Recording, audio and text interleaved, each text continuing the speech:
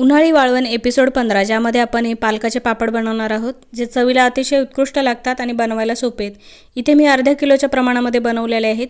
तयार झालेले पापड हे 100 बनवून तयार झाले आहेत। संपूर्ण रेसिपी डिटेलमध्ये दिली, त्यामुळे लक्षपूर्वक बघा म्हणजे रेसिपी चुकणार नाही। इथे अर्धा किलो एवढं तांदळाचे पीठ घेतले। तांदूळ स्वच्छ धुवून फॅनखाली सुकवून नंतर पीठ करून आणलेले आहे, किंवा भिजवलेले तांदूळ सुकवून त्याचं पीठ देखील चालणार आहे। एकाच भांड्याने मोजून घ्यायचे। 2 भांडे पीठ घेतलं, त्यानंतर 1 चमचा ओवा, 1 चमचा जिरं, 1.5 चमचा मीठ आणि 1 चमचा एवढा पापड खार घालायचा आणि सर्व मिक्स करून घ्यायचं।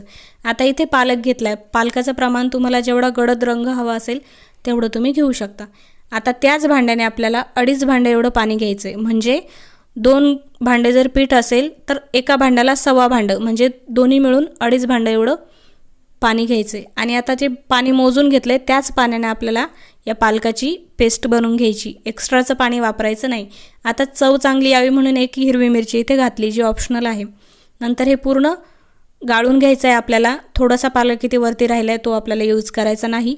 नंतर हे पाणी उकळवून घ्यायचं आहे। या पुढील रेसिपी आपण पार्ट 2 मध्ये अपलोड केली आहे। एक व्हिडिओ खूप लॉंग झाला असता यासाठी। आता कमेंटमध्ये पार्ट 2 असं पटकन लिहा, म्हणजे लवकरच तुमच्यासोबत पार्ट 2 ची रेसिपी शेअर केली जाईल।